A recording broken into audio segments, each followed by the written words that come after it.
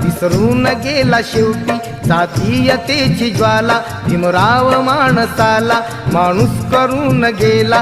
काळाच्या डोळ्यावरती बसलेली होती कात. तू दाविली पहाट उज्ज्वल प्रखरती ज्योत. न्यायाच्या आदर्शावर संघर्ष तुझा होता.